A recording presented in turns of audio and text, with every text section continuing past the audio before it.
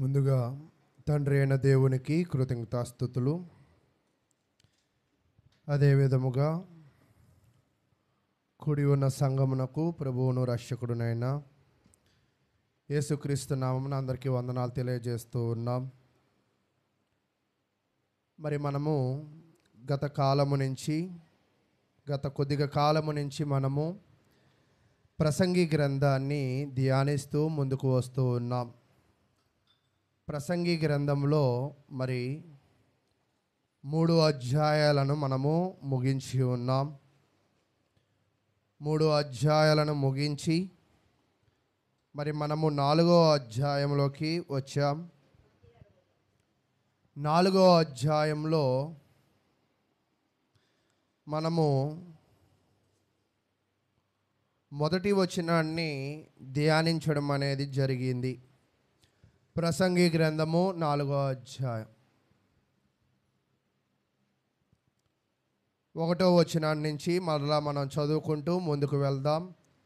ప్రసంగి గ్రంథము 4వ అధ్యాయము 1వ వచనం నుంచి చదువుకుంటూ ముందుకు వెళ్దాం.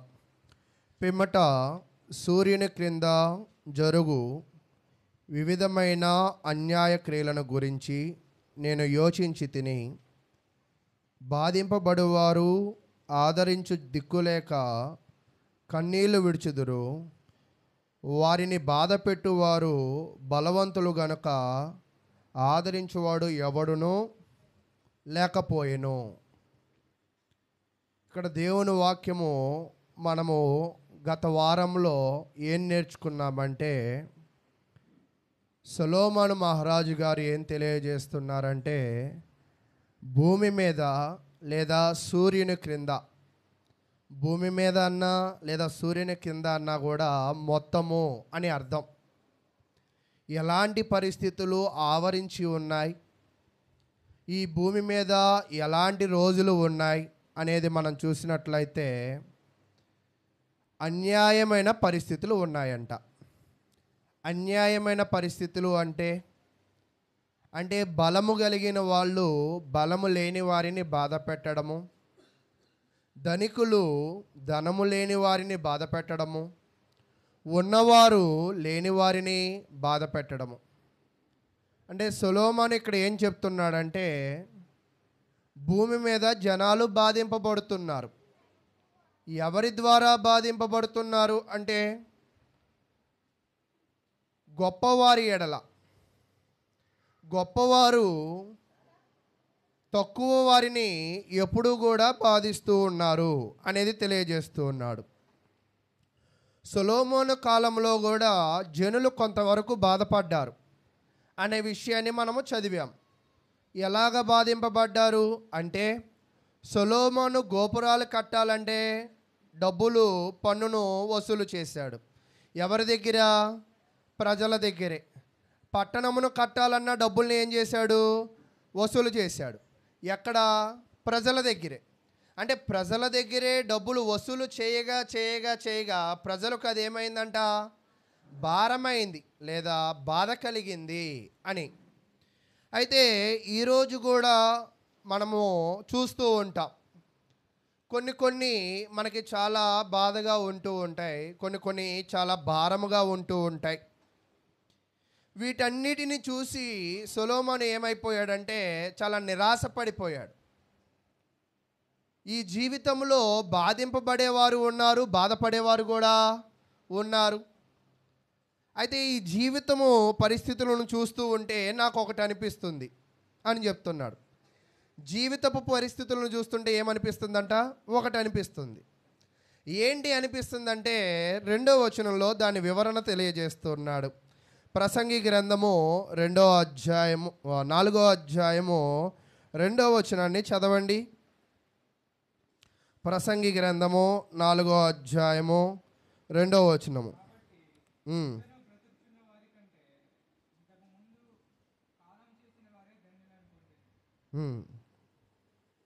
ఇక్కడ ఏం చెప్తున్నాడంటే, ఇటువంటి అన్యాయమైన పరిస్థితుల్లో అక్కడ తెలియజేస్తున్న విషయం ఏమిటి అంటే, కాబట్టి ఇంకను బ్రతుకుచున్న వారి కంటే ఇంతకుముందు కాలము చేసిన వారే ధన్యులు. అంటే ఇటువంటి అన్యాయమైన రోజులు నేను చూస్తున్నాను, ఇక్కడ ఉన్న ప్రజలు చూస్తున్నారు. కానీ నాకేమనిపిస్తుందంటే ఇంతకుముందు చనిపోయిన వాళ్ళ పనే బాగుందే. ఎందుకంటే ఇటువంటి అన్యాయం వాళ్ళు చూడలేదు. కానీ ఇక్కడ ఏమైందంటే ఇటువంటి అన్యాయము కలిగి ఉన్నది. అయితే ఎందుకు సొలొమోను ఇంత కష్టమైన మాటలు మాట్లాడుతున్నాడు, ఎందుకు ఇంత భారమైన మాటలు మాట్లాడుతున్నాడు అనేది చూసినట్లయితే సామెతల గ్రంథము చాలా వివరణగా మనకు తెలియజేస్తుంది. ప్రసంగి గ్రంథాన్ని రాసింది, సామెతల గ్రంథాన్ని రాసింది ఎవరంటే సొలొమోను మహారాజు గారే. ఆయన ఒకటి రాశాడు అంటే అది చూసినప్పుడే ఆయన రాయగలడు, చూడకపోతే రాయలేడు. అయితే సామెతల గ్రంథము 14వ అధ్యాయం 20వ వచనాన్ని మనం చూద్దాం. సామెతల గ్రంథము 14వ అధ్యాయము 20వ వచనము.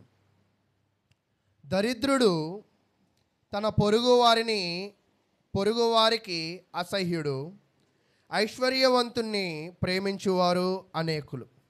ఇక్కడ సొలొమోను బాధ అంతా ఏమిటి అంటే దరిద్రుణ్ణి అందరూ ఏం చేస్తున్నారంట, అసహ్యించుకుంటున్నారు.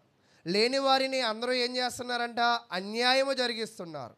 తక్కువగా ఉన్న వారిని ఏం చేస్తున్నారంట, ద్వేషిస్తూ ఉన్నారు. ఎవరిని మాత్రమే ప్రేమిస్తున్నారంట, ఐశ్వర్యవంతుని. అయితే ఇదే సొలొమోను మనము పోయిన గత వారంలో నేనేం చెప్పానంటే అక్కడ జనాలందరూ కూడా ఏం చేస్తున్నారంటే కలిసి అంట వాడిని చంపుదామా వీడిని వెక్కిరిద్దామా అని కలిసి పని చేస్తున్నారంట. అంటే జనాల యొక్క వైఖరి ఎలా ఉంది అంట, ఎక్కిరించేవారిగా ఉన్నారు, లేదా చంపేవారిగా ఉన్నారు, లేదా ధనవంతులను ప్రేమించేవారిగా ఉన్నారు. అంటే ఇటువంటి పరిస్థితులను సొలొమోను చూసి ఏమనుకుంటున్నాడంటే బ్రతికి ఉన్నవారి కన్నా చనిపోయిన వారి పరిస్థితే సంతోషం కదా. ఒక్కోసారి మనకు కూడా కలుగుతున్న బాధలను బట్టి మనము అలాగే అనుకుంటూ ఉంటాం, ఇంకా మనం ఎందుకు బ్రతికి ఉన్నాము అని. అయితే కింద చెప్తూ ఉన్నాడు 3వ వచనంలో, ఇంకను పుట్టని వారు సూర్యుని క్రింద జరుగు. ప్రసంగి గ్రంథము 4వ అధ్యాయము 3వ వచనాన్ని అక్కడ తెలియజేస్తున్నాడు. చూడండి, ఇంకను పుట్టని వారు సూర్యుని కింద జరుగు అన్యాయపు పనులు చూచి ఉండని హేతువు చేత ఈ ఉభయముల కంటేనూ వారే ధన్యులు అనుకుంటుని. అంటే సొలొమోను ముందేం చెప్పాడంటే నేను బ్రతికి ఉన్నా, నేనేం చూస్తున్నాను, అన్యాయమైన పరిస్థితులు చూస్తున్నా. బ్రతికి ఉన్న ప్రజలు ఏం చూస్తున్నారు, అన్యాయమైన రోజులే చూస్తూ ఉన్నారు. కానీ బ్రతికి ఉన్నవారి కన్నా చనిపోయిన వాళ్ళ పరిస్థితే మేలు అని చెప్పాడు. మరలా ఏం చెప్తున్నాడంటే అసలు పుట్టని వారి పరిస్థితి ఇంకా మేలు కదా. అంటే ఇందాకేమో చనిపోయిన వారి పరిస్థితి మేలు అన్నాడు, ఇప్పుడు ఏం చెప్తున్నాడంట, పుట్టని వారి పరిస్థితే మేలు కదా అని తెలియజేస్తున్నాడు. అంటే ఈ సందర్భాన్ని మనం చూస్తూ ఉన్నప్పుడు ఎందుకు ఇటువంటి కఠినమైన మాటలను సొలొమోను చెప్తూ ఉన్నాడు, సొలొమోను ఇలా ఎందుకు మాట్లాడుతూ ఉన్నాడు? మీరు ఎప్పుడైనా ప్రసంగి గ్రంథము సామెతల గ్రంథాన్ని చదివితే చాలా దగ్గరగా ఉన్నట్టుగా, జీవితానికి చాలా దగ్గరగా ఉన్న మాటలుగా కనపడుతూ ఉంటాయి. మీకు 1వ అధ్యాయము 2వ అధ్యాయం ఏం చెప్పిందంటే డబ్బులు దాచుకోవడమే కానీ సంతోషపడడమే కానీ ఏమన్నాడు, వ్యర్థమే అని చెప్పాడు. ఈ 4వ అధ్యాయానికి వచ్చేపాటికి ఈయన ఏం చెప్తున్నాడంటే ఇతను దృష్టి అంతా కూడా దైవికమైన దృష్టిలో ఉంది. 1వ అధ్యాయము 2వ అధ్యాయము ఏ ఆలోచనలో ఉన్నాడంటే డబ్బు సంపాదించాలి, దానితో బంగ్లాలు కట్టాలి, దాంతో కోటలు కట్టాలి, దానితో నగరాలు కట్టాలి, దానితో నేను ఆనందపడాలి అని అనుకున్నాడు 1-2 అధ్యాయాల్లో. తర్వాత 3వ అధ్యాయానికి వచ్చేపాటికి కొంచెం రియలైజ్ అయ్యాడు, అంటే అర్థమైంది జీవితం అంటే. తను ఏమనుకున్నాడంటే దేని సమయం అందు అది జరిగిద్ది అని అనుకున్నాడు. 4వ అధ్యాయానికి వచ్చేపాటికి ఆయన పూర్తిగా ఏమైపోయాడంటే తన ఆలోచన దైవికంగా ఉంది. దైవికంగా అంటే ఆయన ఇంకా ఆత్మ సంబంధంగా ఆలోచించడం మొదలుపెట్టాడు. అంటే భౌతికంగా ఆలోచించడం అనేది ఏం చేశాడంట, మానివేశాడు. ఈరోజు క్రైస్తవులు కూడా మన జీవితంలో క్రైస్తవ క్రైస్తవ జీవితాల్లోకి వచ్చినప్పుడు మనము కూడా ధనము సంపాదించాలన్న ప్రాకులాటలోనే ఉంటాం. ఆ దేవుడి దగ్గర నుంచి ఆరోగ్యం పొందాలనుకుంటాం, దేవుడి దగ్గర నుంచి ఐశ్వర్యము పొందాలనుకుంటాం, దేవుడి దగ్గర నుంచి ఆనందం పొందాలనుకుంటాం. కానీ దేవుడు జ్ఞానము మనకు అర్థమైన తర్వాత మనకేమనిపించిద్ది అంటే, ఈ భూమి మీద ఉండడానికి అసలు ఇష్టపడడానికి అంత ఇష్టపడం. దానికి గల కారణం ఏమిటి అంటే, ఈ చుట్టూ జరుగుతున్న పరిస్థితులు, మన కళ్ళ ముందు ఉన్న అన్యాయమైన జీవితాలను చూస్తూ ఉంటే బ్రతకడము కన్నా చనిపోవడమే మేలు, పరమునకు చేరడమే మేలు అని అనుకుంటూ ఉంటాం. అయితే ప్రియులారా, ఈ 4వ అధ్యాయాన్ని మనం పరిశీలన చేసినట్లయితే ఇతను దైవేకంగా దీనిని చూస్తూ ఉన్నాడు. కాబట్టి ఈ 4వ అధ్యాయాన్ని మనము ఏ కోణంలో చూడాలి అంటే దైవేకంగా చూసేవారిగా ఉండాలి.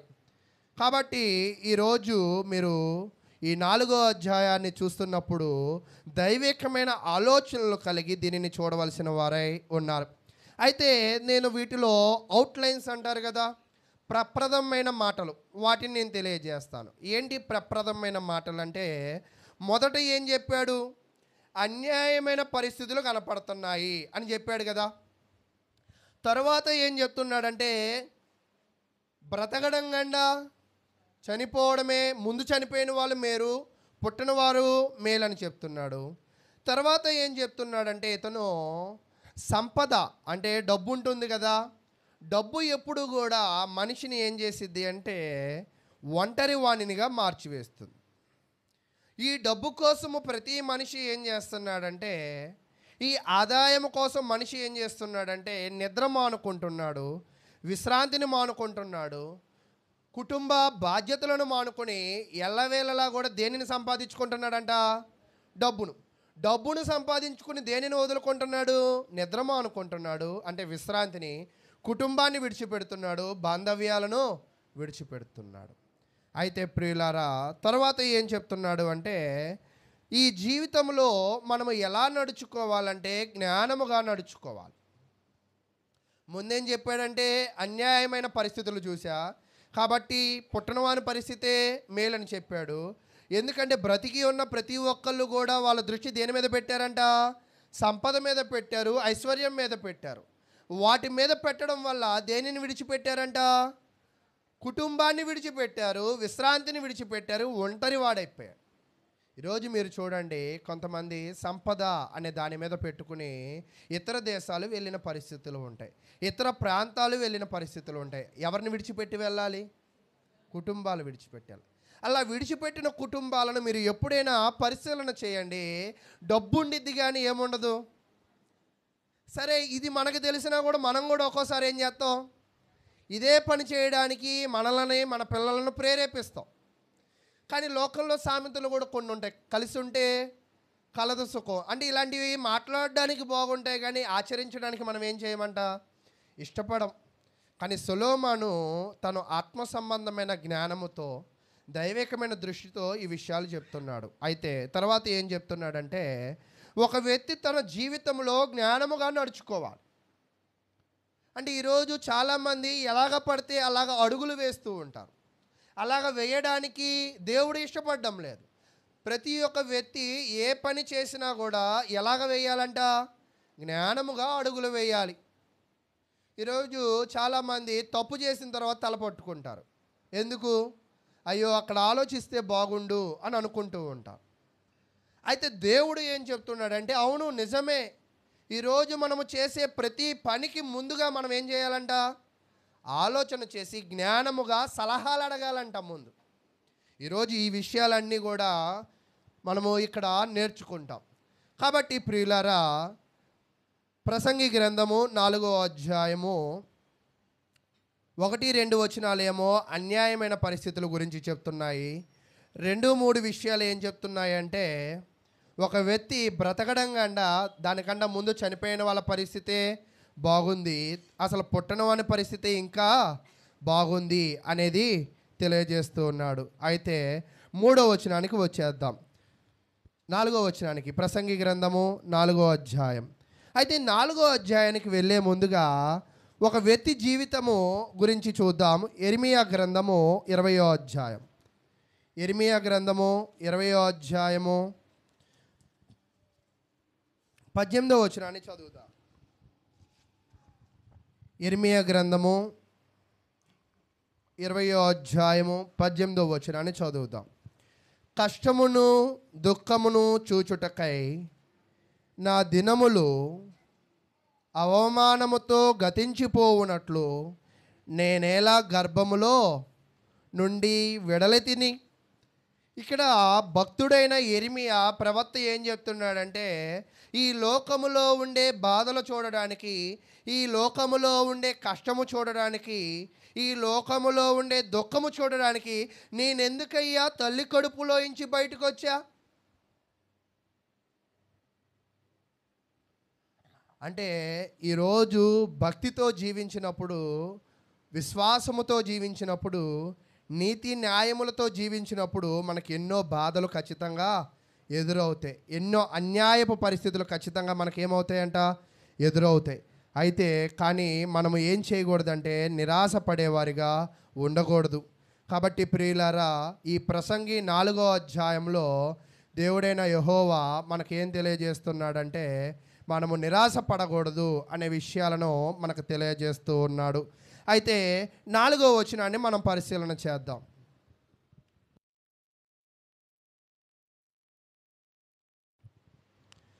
ప్రసంగి గ్రంథము 4వ అధ్యాయము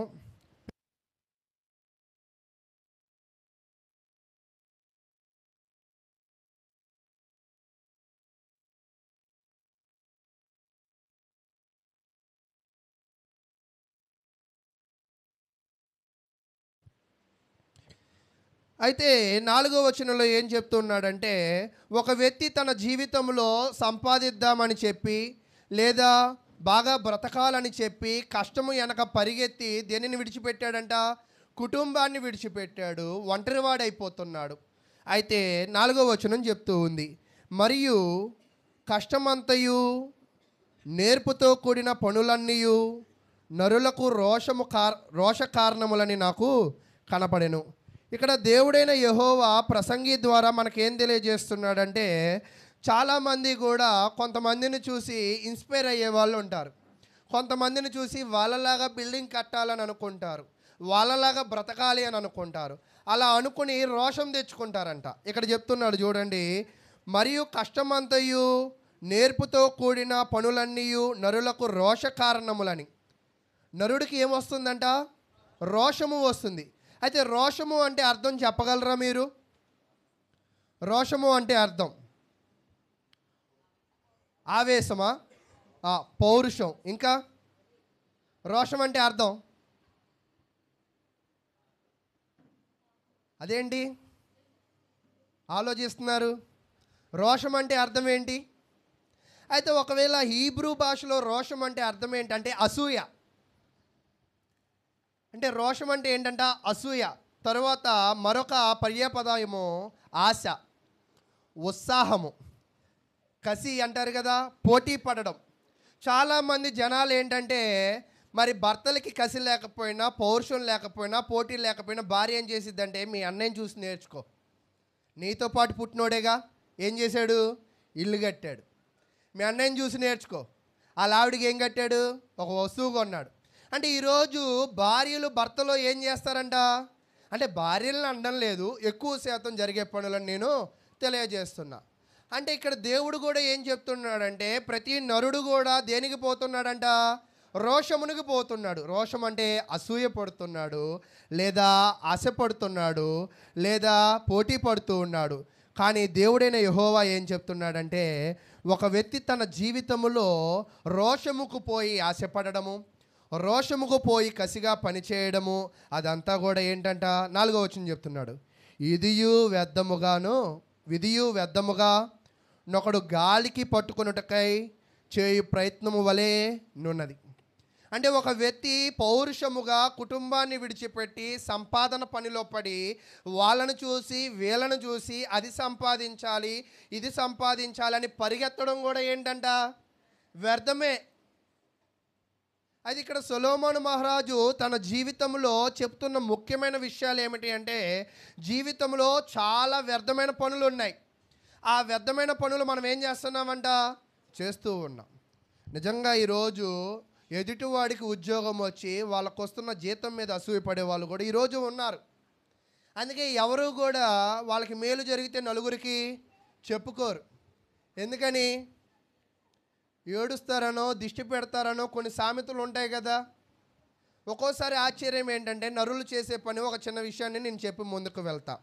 చాలా ధనాన్ని ఖర్చు పెట్టి ఒక కార్యక్రమం చేసుకుంటారు. ఒక ఉదాహరణకి పుష్పాలంకరణ కార్యక్రమం అనుకుందాం. ఎంతో ఖర్చు పెట్టిన తర్వాత కార్యక్రమం అంతా అయిపోయిన తర్వాత ఆ పాపకి జ్వరం వచ్చింది. జ్వరం రాగానే మనం ఒక ఎండుమిరపకాయ తెస్తాము, ఒక ఉప్పు తెస్తాము, కావాల్సి వస్తే ఓ బూడిద గుమ్మకాయ కూడా, ఒక కుంకుమ, ఇవన్నీ కూడా తీసుకొస్తాం. ఎందుకు అంటే, కార్యక్రమం చేసింది ఎవరు? డబ్బులు వదిలించుకుంది ఎవరు? మరలా దిష్టి పడిందని ఇవి తెచ్చింది ఎవరు? అంటే మనిషి ఎలాంటి వాడంటే, వాళ్ళ అమ్మాయికి చేశాడు కదా మనము చేద్దాం, వాళ్ళ అబ్బాయికి చేశాడు కదా మనము చేద్దాం, తిరిగి మరలా దిష్టి పడిందని మనమే బాధపడడం. అంటే ఇక్కడ మనిషి ఎప్పుడు కూడా, అంటే ఇక్కడ నేను చెప్తున్నది ఏంటంటే, మీరు బయట మాటలుగా చూడకండి. ఇక నేను చెప్పాలనుకుంటున్న విషయాలు ఏమిటి అంటే, మనిషి పోటీ పడి పని చేస్తాడు, మరలా చేసిన పనిని బట్టి ఏమవుతాడు? బాధపడతాడు. అబ్బా దిష్టి పడిందండి అంటాడు. కానీ ఒక వ్యక్తి భౌతికంగా ఎదిగితే ఖచ్చితంగా దిష్టే పడిద్ది, కానీ ఆత్మీయంగా ఎదిగితే దిష్టి పెట్టవలసిన వాళ్ళు ఇష్టపడతారు. కాబట్టి ఈరోజు మనము భౌతికంగా ఎదగడం కోరుకోవాలా, ఆత్మ సంబంధంగా ఎదగడం కోరుకోవాలా? ఒకవేళ ఆత్మ సంబంధంగా ఎదిగితే నీ మీద ఎప్పుడు దిష్టి పెట్టరు. ఎప్పుడైనా ఎవరైనా వచ్చి, మీరు చాలా శభాష్ అండి, నేను ఎప్పటి నుంచో మిమ్మల్ని చూస్తున్నా, మీరు ప్రతిరోజు ఆరాధనకు వస్తున్నారు అని ఇక్కడ ఎవరినైనా అన్నారా? నా ప్రశ్న అర్థమైందా మీకు? మీరు ఎప్పటి నుంచో బాగా కష్టపడుతున్నారండి, శభాష్ అండి అని ఎప్పుడైనా అన్నారా ఎవరినైనా? అదే పొరపాటున మీరు ఒక 4 వారాలు మంచి చీర కట్టండి, వీళ్ళకి డబ్బులు ఎక్కడి నుంచి వస్తున్నాయి అంటే, ఇక్కడ మనిషి, అంటే ఇక్కడ సంఘమే కాదు, మనుషుల ఆలోచనలు ఎప్పుడూ కూడా అంటే పోటీ పడడము, రోషము కలిగి ఉండడం. రోషం అంటే మీకు చెప్పాను కదా, అసూయ, కసి, పోటీ పడడము, అటువంటి అర్థాలతో కూడి ఉంది. కాబట్టి మనిషి తన జీవితంలో ఎప్పుడూ కూడా రోషమును కలిగి ఉండకూడదు. అలా కలిగి ఉండడం కూడా ఏమిటి అంట, వ్యర్థమే. అయితే ఇక్కడ నేను మరలా చెప్తున్నాను చూడండి. ప్రసంగి గ్రంథము 4వ అధ్యాయం ఏం చెప్తుందంటే, సొలొమోను రాజు అన్యాయమైన పరిస్థితులు చూస్తున్నాడు. ఏంటి అన్యాయమైన పరిస్థితులు అంటే, ఒక వ్యక్తి కుటుంబాన్ని వదిలేసి కష్టపడుతున్నాడు. దేనికి కష్టపడుతున్నావంటే, వాళ్ళతో పోటీ పడడానికి, వీళ్ళతో పోటీ పడడానికి. అలాంటి పోటీ పడే స్వభావం మంచిది కాదని దేవుని వాక్యం అయితే తెలియజేస్తూ ఉంది. అయితే 5వ వచనాన్ని చదువుకుందాం. ప్రసంగి గ్రంథము 4వ అధ్యాయము 5వ వచనం. బుద్ధిహీనుడు చేతులు ముడుచుకుని తన మాంసమును భక్షించును. ఇప్పటిదాకా ఏం చెప్పాడంటే, ఒక వ్యక్తి పరిగెడుతున్నాడు. దేని చేత పరిగెడుతున్నాడంటే, రోషము కలిగి పరిగెడుతున్నాడు. రోషము అంటే అసూయ, పోటీ పడడం. ఆ వ్యక్తిని ఏమంటున్నాడు, నువ్వు పరిగెత్తడము, రోషము కలిగి ఉండడము, పోటీ పడడం అంతా కూడా వేస్టే. ఎందుకు వేస్ట్ అన్నాడు చెప్పండి? మీకు సొలొమోను 2వ అధ్యాయంలో చెప్పాడు, నేను కట్టిన నగరాలు, నేను కట్టిన దేవాలయాలు, నేను నిర్మించుకున్న ప్రతీదీ కూడా ఈ భూమి మీద నేను వదిలేయాలి, కానీ వీటిలో ఏది నేను పట్టుకు వెళ్ళడానికి అవకాశమే లేదు అని చెప్పాడు కదా. అంటే ఎందుకు ఇక్కడ సొలొమోను ఇతరులతో పోటీ పడద్దు అంటున్నాడంటే, పోటీ పడి సంపాదించినా భూమి మీదే వదిలేయాలి, పోటీ పడకుండా సంపాదించినా కూడా ఏం చేయాలి, భూమి మీదే వదిలేయాలి. అయితే ఈ మాట విని చాలామంది ఏం చేస్తారంటే, ఎలాగో దేవుడు పని చేయొద్దు అంటున్నాడు, కష్టపడొద్దు అంటున్నాడు, పోటీ పడొద్దు అంటున్నాడని చేతులు ముడుచుకుని ఇంట్లో పడుకుంటారు. దేవుడు ఎప్పుడూ కూడా ప్రతి క్రైస్తవుడికి కూడా 1వ దశలోనిక పత్రిక మీరు తీయొద్దు, కానీ ఏం చెప్తాడంటే, ఒక క్రైస్తవుడు అంట పని చేయకుండా భోజనం అనేది చేయకూడదంట. నిజమైన క్రైస్తవుడు ఎల్లవేళలా ఏం చేయాలంట, పని చేయాలి. ఎంతవరకు పని చేయాలి? తన పొట్టను నింపుకునే అంత, తన కుటుంబానికి కావాల్సినది సమకూర్చే అంత. కాబట్టి ఏ క్రైస్తవుడు కూడా ఇళ్లల్లో కూర్చోవడం అనేది దేవుడు ఒప్పుకొనని పని. కానీ ఇక్కడ ఏం చెప్తున్నాడో తెలుసా? ఒక వ్యక్తి అంట, ఎలాంటి వ్యక్తి అంటే అతనిని ముందుగానే చెప్తూ ఉన్నాడు 5వ వచనంలో, బుద్ధిహీనుడు చేతులు ముడుచుకుని తన మాంసమును భక్షించును.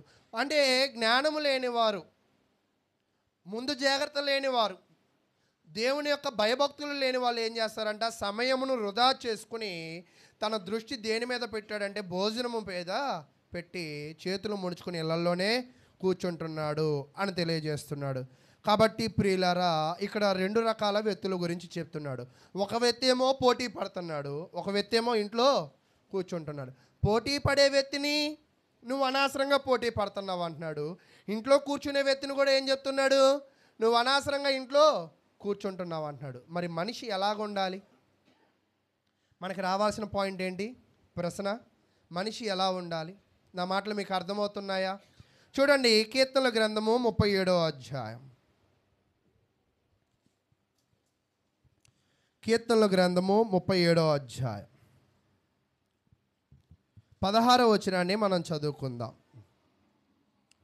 కీర్తనల గ్రంథము 37వ అధ్యాయము 16వ వచనం.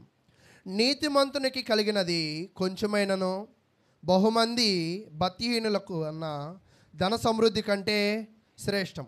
ఇక్కడ దేవుడైన యెహోవా ఏం చెప్తున్నాడంటే, నువ్వు నీతిమంతుడుగా బ్రతుకు, న్యాయంగా బ్రతుకు, నీకు కొంచెము కలిగిన అదే నీకేంటంట శ్రేష్టము. కొంతమంది అన్యాయముగా పరిగెత్తి, కొంతమంది రోషమునకు పరిగెత్తి, కొంతమంది గొప్పలకి పోయి పరిగెత్తి ఎంత కష్టపడి అన్యాయంగా సంపాదించినా అతనికి ఏంటంటే అది శ్రేష్టమైనది కాదంట. ఈరోజు నేను ఒక విషయాన్ని తెలియజేసి ముందుకు వెళ్తా. చూడండి, రాజకీయ మనుగడను సంపాదించాలని ఎన్నో కుళ్ళు కుతంత్రాలు రాజకీయాలు చేసి రాజకీయాన్ని స్థిరపరచుకుంటారు. ఆ రాజకీయాన్ని తర్వాత తన కుటుంబానికి ఇవ్వాలనుకుంటారు ఎవరైనా. నిజంగా రాజకీయాలు మనం పరిశీలన చేస్తుంటే కుటుంబ వరసపు రాజకీయాలు ఎక్కువగా సాగవు. మరి ఎన్నో కుట్రలు కుళ్ళు కుతంత్రాలు చేస్తారు కదా కుటుంబాన్ని స్థిరపరచడానికి. స్థిరపడిందా? సరే, బయట విషయాలు పక్కన పెడదాము. ఇశ్రాయేలు రాజులు ఎంతమందిని మనం నేర్చుకున్నాము? 19 మంది. 19 మందిలో ఎవరు కూడా వాళ్ళ కుటుంబంలో ఒక్కరిని కూడా స్థిరపరచలేదు. దానికి గల కారణం ఏంటి? వాళ్ళు అన్యాయంగా జీవించడం. అంటే మన జీవితంలో మనము అన్యాయంగా జీవించి రోషముకు పోయి పరిగెత్తి ఏది సంపాదించినా అది మన కుటుంబము అనుభవించలేదు, అది మన కుటుంబము ఆస్వాదించలేదు. కొంతమంది అంటారు కంటి ముందు ఉంటుంది కానీ నోట్లోకి దానిని తీసుకోలేమంట. కాబట్టి ప్రియులారా, ఈరోజు క్రైస్తవులైన మన అందరము నేర్చుకోవాల్సింది ఏమిటంటే, అతి సంపాదన కోరుకోవడం అనేది మీ జీవితాలకి, మీ కుటుంబాలకి, మీ ఆరోగ్యాలకి, మీ ఆత్మీయతకు మంచిది కాదు. మరి మనం ఎలాగ ఉండాలంటే నీతితో కూడింది కొంచెమైనా చాలు. అంటే మనము నీతిగా బ్రతకాలి, న్యాయంగా బ్రతకాలి, దానిలో వచ్చిన కొంచెమైనా మనకి చాలు అని చెప్తూ ఉన్నాడు. తర్వాత సామెతల గ్రంథము 6వ అధ్యాయాన్ని పరిశీలన చేద్దాం. సామెతల గ్రంథము 6వ అధ్యాయం 10వ వచనాన్ని పరిశీలన చేద్దాం. సామెతల గ్రంథము 6వ అధ్యాయము 10వ వచనం. ఇక కొంచెము నిద్రించదనని, కొంచెము కునికెదనని, కొంచెము సేపు చేతులు ముడుచుకుని పరుగెడదనని నీవు అనుచుందువు. అందుచేత దోపిడిగాడు వచ్చినట్లు దారిద్ర్యము నీ యొద్దకు వచ్చును, ఆయుధదారుడు వచ్చినట్లు లేమి నీ యొద్దకు వచ్చును. దేవుడైన యెహోవా మీకు నేను చెప్తున్న విషయాలు ఏమిటంటే, అతిగా సంపాదించిన భూమి మీద విడిచిపెట్టాలి, అది మనకి మంచిది కాదు. మనం ఏం చేయాలి? నీతితో కూడింది కొంచెమైనా చాలని చెప్పాడు కదా. మరలా ఇక్కడ ఏం చెప్తున్నాడంటే, ఒక వ్యక్తి బద్ధకస్తుడుగా తన జీవితంలో ఉండకూడదు. బద్ధకస్తులు ఎలా ఉంటారంట? కొద్దిసేపు పడుకుందాము, కొద్దిసేపు ఉందాము, కొద్దిసేపు చూద్దాము అని అనుకుంటాడంట. బద్ధకస్తుడి యొక్క జీవితం ఏమైందంటే అక్కడ చెప్తున్నాడు, దోపిడిగాడు వచ్చినట్లు దారిద్ర్యం వచ్చిద్దంట. దోపిడిగాడు వచ్చినట్లు దారిద్ర్యం అంటే ఏంటి అర్థం? ఇప్పుడు ఒక దొంగ వచ్చాడు అనుకో మన ఇంటికి. ఈరోజు ఒకవేళ మన చర్చిలోనే దొంగ పడ్డాడు అని అనుకుందాం. ఇక్కడ విలువైన వస్తువు ఏంటో మీరు చెప్పండి. అంటే చర్చిలో విలువైనవి ఏమీ లేవంటారా? ఫ్యాన్లు అంటారా?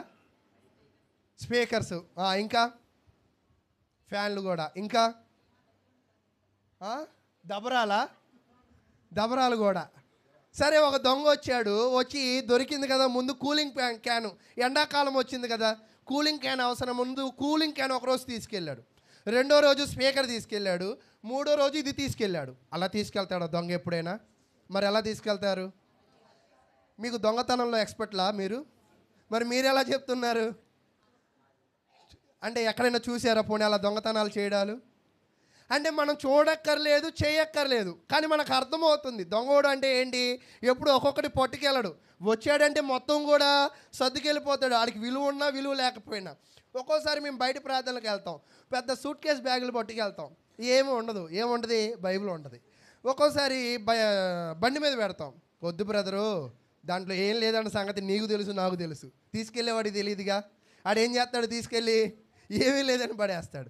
అలాగే ఇక్కడ నేనేం చెప్పాలనుకుంటున్నానంటే, దరిద్రుడికి, బద్ధకస్తుడికి దారిద్ర్యం ఎలా వచ్చిందంట? దొంగోడు వచ్చినట్టు వచ్చిందంట. అంటే దొంగోడు ఎలా వస్తాడు? వస్తే మొత్తం కూడా పట్టుకుని పోతాడు. అలాగే దరిద్రుడు కూడా ఒక్కసారే పడిపోతాడంట. ఉన్నంతసేపు చేతులు ముడుచుకుని కూర్చుంటాడు, ఉన్నంతసేపు పడుకుంటాడంట. దారిద్ర్యం వచ్చాక పడిపోతాడు, ఏమీ కూడా ఇంకా ఉండదు. కాబట్టి ప్రియులారా, ఈరోజు నేను ఏం చెప్పాలని ప్రయత్నం చేస్తున్నానంటే, రోషానికి పోయి ఎక్కువ సంపాదించకూడదు, సంపాదన ఉండకూడదని బద్ధకస్తుడుగా కూడా జీవించకూడదు. మనం ఎలాగ ఉండాలంటే, నీతితో కూడింది కొంచెమైనా చాలని న్యాయమైన జీవితాల్లో మనము జీవించేవారిగా ఉండాలి అని దేవుడు వాక్యం అయితే తెలియజేస్తుంది. అయితే ప్రసంగి గ్రంథానికి వచ్చేద్దాం. మరలా ప్రసంగి గ్రంథము 4వ అధ్యాయము 6వ వచనాన్ని మనం పరిశీలన చేద్దాం. ప్రసంగి గ్రంథము 4వ అధ్యాయము 6వ వచనము. శ్రమయును గాలికైన యత్నములను 2 చేతులు నిండా నుండుట కంటే ఒక చేతి నిండా నెమ్మది కలిగి ఉండుట మేలు అని తెలియజేస్తున్నాడు. ఇక్కడ ఈయన తెలియజేస్తున్న విషయాలు ఏమిటి అంటే, ఒక వ్యక్తి అంటారు, 2 చేతుల బాగా సంపాదిస్తున్నావు కదా అని అంటారు. ఎప్పుడైనా ఈ మాట విన్నారా? ఒక వ్యక్తి 2 చేతుల నిండా సంపాదించి కష్టాలు కొడివి తెచ్చుకోవడం కన్నా, 2 చేతుల సంపాదిస్తూ ఒకరితో పోటీ పడడం కన్నా, 2 చేతుల సంపాదిస్తూ ఆస్తిని ఇవ్వడం కన్నా, ఒక చేతిలో ఏముండడం మేలంట? నెమ్మది కలిగిన జీవితం ఉండడం అంట. అంటే ఒక చేయి కష్టపడితే ఒక చేయి నెమ్మదిగా జీవించడం. అంటే ఏ రోజు కష్టం అంటే మనకి కావాల్సిన వాటిని సమకూర్చుకునే వ్యక్తులుగా ఉండాలి, కానీ అతిగా పోయే క్రైస్తవులుగా మనము ఉండకూడదు. కాబట్టి దేవుడైన యెహోవా ఏం చెప్తున్నాడంటే, 2 చేతులతో సంపాదించి నువ్వు కష్టాల పాలవుతావు. నేను ఒక సంఘటన మీకు చెప్తాను. నేను ఒక ఊరు వెళ్ళా, సమాధి కార్యక్రమానికి పిలిచారు మనల్ని. పిలిస్తే వెళ్తే తండ్రి కొడుకులు మాట్లాడుకుని 10 సంవత్సరాలు అయిందంట. ఎన్ని సంవత్సరాలంట? 10 సంవత్సరాలంట. ఏ ఊరిలో ఉంటారంటే ఆ ఊరిలోనే ఉంటారంట. ఎక్కడ ఉంటారంటే పక్కనే ఉంటారంట. కానీ ఎన్ని సంవత్సరాలు మాట్లాడుకోవట్లేదంట? 10 సంవత్సరాలుగా మాట్లాడుకోవట్లే. చచ్చిపోయిన తర్వాత కొడుకు ఏం చేస్తున్నాడంటే, గుండెలు బాదుకుని ఇసుక తల మీద వేసుకుని వాళ్ళమ్మ మీద వాళ్ళక్క చెల్లెల మీద ఇసుక జిల్లి, నువ్వెళ్ళే నేను నా తండ్రికి దూరం అయిపోయా. చరిత్ర అడిగితే ఏమైందంటే ఆస్తి వల్ల. దేనివల్ల? అప్పుడు మేము అనుకున్నాం, దేవుడి దయ వల్ల మనకు ఆస్తి ఏం లేదు, మనం పోయినా కూడా కొట్టుకునే వాళ్ళు ఎవరు ఉండరు కదా అని. నిజంగా ఒక్కోసారి ఆశ్చర్యంగా ఎలా ఉంటుందంటే, నేను అనుకున్నా ఎందుకు చనిపోయిన కార్యక్రమానికి నన్ను పిలుస్తున్నాడు అని అనుకున్నా. ఇప్పుడు ఏదైనా పుష్పాలంకరణ అనుకో, వెళ్తే ఓ భోజనం పెడతారు, లేదా ఒక కానుక ఎత్తారు, లేదా ఒక పుట్టినరోజు అనుకో, ఒక్కోసారి దిగడానికి ఒక ఫోటో, రంగురంగులుగా కెమికల్ వేసిన ఆ పురుగుల మందు మన నోట్లో పెడతారు, అంతేనా? అయితే ఈ చనిపోయిన దగ్గరికి వెళ్ళి మనం ఏం నేర్చుకుంటామని అనుకున్నా. కానీ నాకు అక్కడ కూడా ఒక పాఠం నేర్చుకున్నా. నిజంగా బాగా సంపాదించి దాసి పోయామనుకో, ఆ పోయిన రోజు తెలుస్తుంది అన్నమాట మనం ఎంత కష్టపడి దాసింది ఎలా కొట్టుకుని తీసుకుంటారనేది. కాబట్టి ఇక నేనేం చెప్పడానికి ప్రయత్నం చేస్తున్నానంటే, ఒక వ్యక్తి 2 చేతులతో కష్టపడి దాసి కొట్టుకోవడం కంటే, ఒక చేతితో కష్టపడి ఒక చేతితో దానిని అనుభవించుట మేలంట. కొంతమంది నిజంగా ఎంత జాగ్రత్త పరులు ఉంటారంటే, 2 చేతులతో సంపాదిస్తూ చాలా దాస్తూ ఉంటారు, కానీ కంటికి మాత్రం ఎలా కనపడతారు? చాలా భేదోలుగా కనపడతారు. మాటలు కూడా ఎలాగుంటాయి? మా పిల్లల ఫీజులు లేవు, మా ఆయనకు ఉద్యోగం లేదు, నాకు ఆరోగ్యం లేదు అంటారు. పండగ వస్తే అర్థమైద్ది వాళ్ళు ఎంత ధనవంతులో. కానీ మళ్ళీ ఏం చెప్తారు? పండగ అయిపోయిన తర్వాత భేదోళ్ళు అయిపోతారు. పండగప్పుడు ధనవంతులు అవుతారు, పండగ అయిపోయాక మళ్ళా బీదోళ్ళు అయిపోతారు. ఆశ్చర్యం ఏంటంటే ఈరోజు ఏసే బంగారము నిజమైన బంగారమో నకిలీ బంగారమో కూడా తెలియట్లా. కాబట్టి వాళ్ళు మనల్ని మోసం చేస్తూ ఉన్నారు. కాబట్టి దేవుడైన యెహోవా ఏం చెప్తున్నాడంటే, వాళ్ళు ఏదేసినా వాళ్ళ వైపు పోటీ పడి నువ్వు చూడబాక. వాళ్ళు ఏది వేసారో నీకెందుకు, వాళ్ళు ఏది తిన్నారో నీకెందుకు, వాళ్ళు ఏది కట్టుకున్నారో నీకెందుకు. కాబట్టి దేవుడు ఇక్కడ మనకు నేర్పిస్తున్న పాఠాలు ఎలాగ ఉన్నాయంటే, నీ బతుకు నువ్వు చూసుకో. నీ బతుకులో నువ్వేం చేయంటే, ఒక చేత్తో సంపాదించుకో, ఒక చేత్తో దానిని అనుభవించు. అది నీ జీవితానికి మంచిది. అలా కాకుండా 2 చేతులతో కష్టపడి సంపాదించి భార్యని విడిచిపెట్టి పిల్లల్ని విడిచిపెట్టి 1 సంవత్సరానికో 2 సంవత్సరానికో వస్తావు. వచ్చిన తర్వాత నీకు ఇవ్వాల్సిన గౌరవం భార్య నీ సొమ్మే తింటది, నీ సొమ్మే నీ పిల్లలు తింటారు, కానీ నీ గౌరవం అనేది ఎవరు? దానికి గల కారణం ఏంటి చెప్పండి? ఆ ప్రేమ, ఆ బాండింగ్ అనేది ఏమైపోతుంది? కోల్పోతుంది. కాబట్టి ఇక్కడ దేవుడు ఏం చెప్తున్నాడంటే, ఆయన చెప్పే ప్రతి మాట కూడా ఒక వ్యక్తి తన కుటుంబాన్ని స్థిరపరచుకునే విధంగా మాట్లాడుతున్నాడు. కాబట్టి ఈరోజు ఎప్పుడు కూడా నేను చెప్తున్న ప్రాధాన్యమైన విషయాలు ఏమిటంటే, దేవుని వాక్యాలు మనము సంపాదన అనే పనిలో పడిపోయి పరిగెడుతూ కుటుంబాన్ని మనం ఎన్నడూ కూడా విడిచిపెట్టకూడదు. మనం కుటుంబంతో మరి మంచి సత్య సంబంధాలను కలిగి ఉండవలసిన వారమై ఉన్నాం. అయితే ఇక్కడ దాకా ఏం చెప్పాడంటే, బాగా పరిగెత్తిన సంపాదకుడు గురించి చెప్పాడు, చేతులు ముడుచుకున్న సంపాదకుడు గురించి చెప్పాడు. ఇద్దరిని కూడా దేవుడు ఏం చెప్తున్నాడు? బుద్ధిహీనులనే చెప్తున్నారు. అయితే ఇక్కడ దాకా ఒక విషయాన్ని చెప్పాడు, ఇప్పుడు ఇంకొక విషయాన్ని మనకు చెప్తున్నాడు. ఏంటి ఆ విషయం అంటే, ఒక వ్యక్తి బాగా సంపాదించాడంట. సంపాదించిన తర్వాత అతనికి తోడు ఎవరు కూడా, జత పనివాడు ఎవరు లేరంట, సహకారి ఎవరు లేరంట, దానిని అనుభవించేవాడు కూడా ఎవడు లేడంట. అది ఎవరికి చెందిద్దో కూడా ఎవరికి తెలియదంట. మీకు గతంలో కూడా నేను చెప్పాను, రీసెంట్గానే జయలలిత గారిది ఒక వీడియో రిలీజ్ అయింది.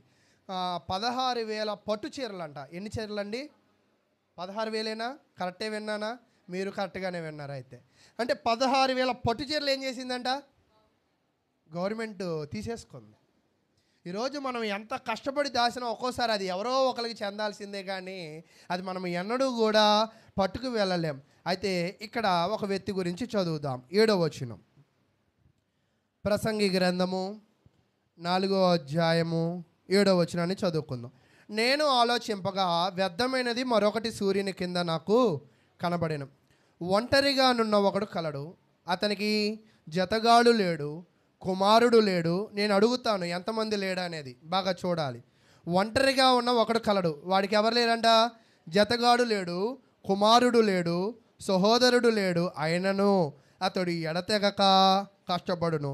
అతని కన్ను ఐశ్వర్యము చేత తృప్తి నొందదు. అతడు సుఖమన్నది నెరుగక ఎవరి నిమిత్తము కష్టపడుచున్నానని అనుకొనడు. ఇదియు వ్యర్థమైన బహుచింత కలిగించును అని చెప్తున్నాడు. అంటే ఇక్కడ ఏం చెప్తున్నాడో, ఒక్కోసారి కొన్ని విషయాలు చదివితే అర్థమయ్యాయి అని అనిపిస్తాయి, కానీ మనకి అర్థం కాదు. ఇక్కడ ఈయన ఏం చెప్తున్నాడంటే, ఒక వ్యక్తి ఉన్నాడంట, 2 చేతులతో సంపాదిస్తున్నాడంట. ఇందాకేం చెప్పాడు? 2 చేతులతో సంపాదించేవాడిని బుద్ధిహీనుడు అన్నాడు. ఇక్కడ 2 చేతులతో సంపాదిస్తున్న వ్యక్తికి ఎవరు లేరంట? 3 రకాలు చెప్పాడు. ఇతనికి ఎవరు లేరంట? జత పనివాడు అంటే పార్ట్నర్ లేడు, తర్వాత కుమారుడు లేడు, లేదా ఆస్తిని ఆస్వాదించడానికి సహోదరుడు కూడా లేడు. అంటే సంపాదించేవాడికి ఎవరు లేడు. కానీ ఈయన ఏం చేస్తున్నాడంట? రాత్రి పగలు సంపాదిస్తున్నాడంట. ఇది ఎవరికి చెందిద్ది? తర్వాత ఎవరు లేరు, ఎవరికి చెందిద్ది? అది కూడా గవర్నమెంట్గా చెందిద్దా? సరే, వాస్తవానికి ఒక్కోసారి మీకు నేను ఒకసారి చెప్పాను.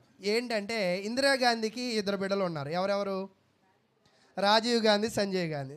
సంజయ్ గాంధీ గారు హెలికాప్టర్ దానివల్ల చనిపోతే వెంటనే ఇందిరాగాంధీ పరిగెత్తి అరణ్యం అంతా, అంటే ఆ అడవుల్లో ఇది జరిగింది, మొత్తం ఎదుగుతుందండి. అందరూ అనుకున్నారంట కుమారుడు అంటే ఎంత ప్రేమ అని. అయితే ప్రేమే. అయితే ఆమె ఎతికింది ఏంటంటే కుమారుడు యొక్క అవయవాలు కాదు. అంటే రిజర్వ్ బ్యాంకులో డబ్బు వేసిన తర్వాత దానికి సంబంధించిన ఒక కాయిన్ ఉంటుంది అన్నమాట. ఆ కాయిన్ మీద ఒక నెంబర్ ఉంటుంది. మీకు ఏటీఎంకి 4 పిన్నులు ఉంటాయి కదా, అలాగే ఒక పిన్ను, ఒక కాయిన్ ఉంటుంది. ఆ కాయిన్ ఉంటేనే ఆ రిజర్వ్ బ్యాంకులో డబ్బు అంతా కూడా తీసుకోవడానికి. అది లేకపోతే అంటే ఇప్పుడు సంజయ్ గాంధీ డబ్బంతా కూడా ఎక్కడ దాశాడు? రిజర్వ్ బ్యాంక్లో. వెళ్ళిపోతే ఆ కాయిన్ ఎక్కడ పెట్టి చనిపోయాడో తెలియదు. అది దొరకలా ఎవరికి? ఇందిరాగాంధీ గారికి దొరకలా. కాబట్టి సంజయ్ గాంధీ గారు దాచిన డబ్బు అంతా, నెహ్రూ గారు దాచిన డబ్బు అంతా, ఇందిరాగాంధీ దాచిన డబ్బు అంతా కూడా ఇప్పుడు ఎక్కడ ఉండిపోయింది? ఇది మీకు ఎలా తెలుసు అని నన్ను అడగద్దు, చరిత్ర చదివితే తెలుస్తుంది ఇదంతా కూడా.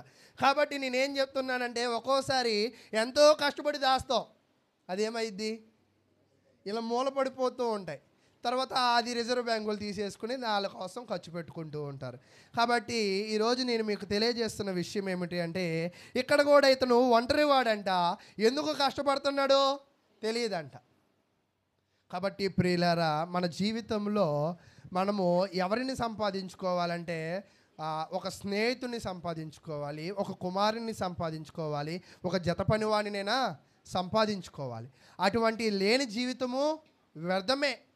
అందుకే దేవుడు కింద వెంటనే ఏం చెప్తున్నాడంటే, ఒక నరుడు ఒంటరిగా ఉండుట మంచిది కాదు. చాలామంది ఈ పదాన్ని ఎక్కడ ఉపయోగిస్తారంటే పెళ్ళిలోనే ఉపయోగిస్తారు. పెళ్ళిలో కాదు. మీరు ఎప్పుడైనా చూడండి, బాగా మీరు పరిశీలన చేయండి. భర్త చచ్చిపోతే భార్య ఎక్కువ కాలం ఉండిద్ది, కానీ భార్య చచ్చిపోతే భర్త ఒక 3-7 సంవత్సరాల్లో చచ్చిపోతాడు. ఏంటో చెప్పండి కారణం?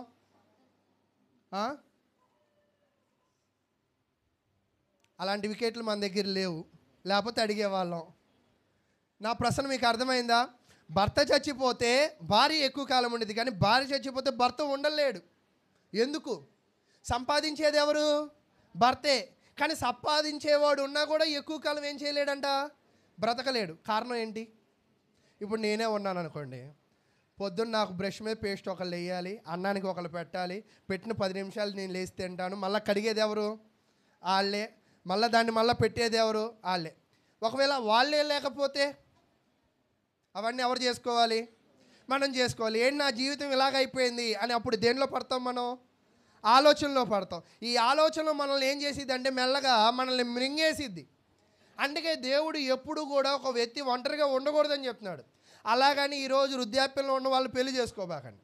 ఇక నేను చెప్పేది ఏంటంటే, నరుడు ఒంటరిగా ఉండకూడదంటే భార్య భర్త కాదు, పిల్లలైనా ఉంటారు కదా, మనవళ్ళైనా ఉంటారు కదా.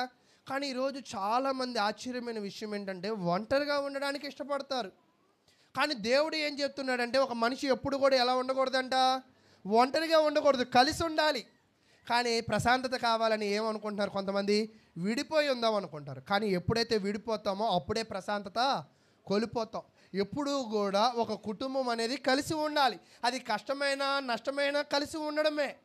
అలా కలిసి ఉన్నప్పుడే ఆ దేవుడు కూడా ఆ కుటుంబాలను దీవిస్తాడు. కాబట్టి మీకు అర్థమవుతుంది, మన జీవితంలో ఎవరిని కూడా మనము ఒంటరి జీవితాలు మనము చేసుకోకూడదు. కాబట్టి అందరితో సఖ్యతగా ఉండాలి, అందరినీ కలుపుకోవాలి.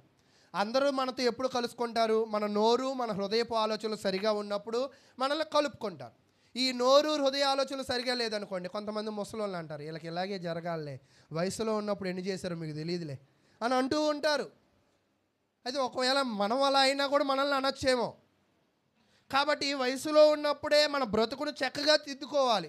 అప్పుడు వృద్ధాప్యం వచ్చినప్పుడు ఎవడో ఒకడో కూడో గుడ్డ ఇస్తాడు. వయసులో ఉన్నప్పుడు మనం విర్రవీగామనుకోండి, వయసులో ఉన్నప్పుడు సంపాదన కోసమే పోయి జీవిత విలువలు లేకుండా, కుటుంబ విలువలు లేకుండా జీవించామనుకోండి, మనము వయసు వచ్చిన తర్వాత ఎంత డబ్బు ఉన్నా కూడా మనల్ని చూసేవాళ్ళు ఉండరు. కాబట్టి ప్రసంగి చెబుతున్న మాటలు ఏమిటంటే, జీవితాన్ని ఒక మనిషి ఎలాగూ నిర్మించుకోవాలి. కాబట్టి ఈరోజు మన జీవితంలో ఒంటరిగా ఉండడానికి ఎప్పుడు కూడా ఇష్టపడకూడదు. అయితే మీకు ఒకదానికి ఒకటి లింకుగా ఉంది. ఏంటో తెలుసా? అన్యాయంగా బ్రతకకూడదు. అన్యాయం అంటే ఏంటి? ఒకడు బాగా డబ్బు సంపాదిస్తున్నాడు, అది అన్యాయమైన పని. ఒకడు డబ్బే సంపాదించట్లేదు, అది అన్యాయమైన పని. ఇద్దరు కూడా బుద్ధిహీనులే. నిజమైన జ్ఞానం ఏంటంటే, నీతితో కూడింది కొంచెమైనా సంపాదించుకొని కుటుంబానికి కావాల్సిన పోషణ ఉండాలి అని చెప్పాడు. ఒక వ్యక్తి బాగా సంపాదించి కుటుంబంలో ఎవడు లేకుండా సంపాదనతో పోతూ ఉంటే ఆ సంపాదన నష్టపోతారు. కాబట్టి ఒక వ్యక్తి తన జీవితంలో, కొంతమంది పెళ్ళి పెటాకులు లేకుండా కూడా సంపాదిస్తారు. మొన్న ఒక ఆయన అంటున్నారు, 35 ఏళ్ళు వచ్చింది, తల మీద ఏమీ లేదు. వయసులో వచ్చినప్పుడు సంబంధాలు వచ్చాయంట, అప్పుడు చేసుకోలేదంట. ఇప్పుడు వయసు మళ్ళిన తర్వాత సంబంధాలు ఇప్పుడు కావాలంటే వస్తాయా? ఉద్యోగం కోసం ప్రయత్నం చేశాడు, ఆ ఉద్యోగం కూడా రాలా. అటు ఉద్యోగం రాలేదు, ఇటు కుటుంబము ఏర్పడలేదు. కాబట్టి ప్రియులారా, నేను ఇక్కడ మీకు చెప్పే ప్రప్రదమైన పాఠం ఏమిటంటే, దేవుడు నేర్పిస్తున్న పాఠం ఏమిటంటే, మన జీవితంలో ఒంటరిగా ఉండడం అనేది మంచిది కాదు. సంపద అనే దృష్టిలో పడిపోయి మనం అందరినీ విడిచిపెట్టడం కూడా మంచిది కాదు అని ఇక్కడ నేర్చుకోవాలి. అయితే ఒక ఉదాహరణ చెప్తున్నాడు. ఏంటంటే, ఒక ధనవంతుడు, మీకు బాగా తెలుసు, దేవుడు అతనిని లూకాసు వార్త 12వ అధ్యాయంలో ఏమంటాడంటే, వెర్రివాడ, ఫూల్ అంటాడు. ఫూల్ అంటే ఒక్కోసారి ఇంగ్లీష్లో పదం కన్నా తెలుగు తిట్లు బాగుంటాయి. వెర్రివాడ అంటే బాగా అర్థమైంది, ఫూల్ అంటే మనకు అర్థం కాదు. అంటే వెర్రివాడ అని అంటాడు. వెర్రివాడ అంటే ఇంగ్లీష్ చదువుకున్న విద్యార్థులు, బాగా చదివిన విద్యార్థులు ఉన్నారు కదా, మీరే చెప్పాలి వెర్రివాడ అంటే ఏంటి. మనం కూడా అంటాం జడ్డోళ్ళలాగా ఉన్నారా అంటారు, వెర్రోళ్ళలాగా ఉన్నావు అంటారు. ఏంటి జడ్డోడు అంటే వెర్రోడు అంటే ఏంటి అర్థం? మీరు తొందరగా చెప్పారనుకోండి, అంకుల్ చెప్తున్నారు, చెప్పండి. తెక్కలోళ్ళు. అలాగే డబ్బు సంపాదించిన ప్రతి ఒక్కరిని దేవుడు ఏం చెప్తున్నాడు? తెక్కలోళ్ళు అంటున్నారు. తెక్కలోళ్ళు అని మనకు తెలిసినా కూడా రేపు మళ్ళీ సోమవారం ఆ 2 చేతులతో కష్టపడడానికి వెళ్ళి కుటుంబాన్ని వదిలేసే వాళ్ళు ఉంటారు. అది నిజమా కాదా? పనుల్లో పోయి ప్రార్థనలు వదిలేసే వాళ్ళు ఉంటారు. అది నిజమా కాదా? అంటే ప్రార్థనలకి రాకుండా పనులకు పోయేవాళ్ళు, అంటే ఇవన్నీ కూడా చెప్తూ ఉంటే మీరు అలాగే చెప్తారులేండి, మీరు పాస్టర్ గారుగా అంటారు. అంతేనా? కాబట్టి ప్రియులారా, నేను చెప్పడం కాదు, పాస్టర్ చెప్పడం కాదు, దేవుడు ఏం చెప్తున్నాడు? నీ దృష్టి ధనం మీద ఉండడం కంటే సహవాసం మీద ఉండడం, నీ దృష్టి ధనం మీద ఉండడం కంటే కుటుంబం మీద ఉండడం, నీ దృష్టి మరి 2 చేతులు సంపాదించి వ్యాపారం డెవలప్ చేయడం కంటే నీ దృష్టి సంగమం మీద ఉండడము నీకు మంచిది. ఒకవేళ నీ దృష్టి ఒకవేళ ధనం మీద ఉంటే వెర్రివాడా అని అన్నాడు. ఎందుకు వెర్రివాడా అన్నాడంటే, ఈ రాత్రి నీ ప్రాణము నేను అడుగుచున్నాను, ఈ ధనమంతా కూడా ఎవరి దేవుడు?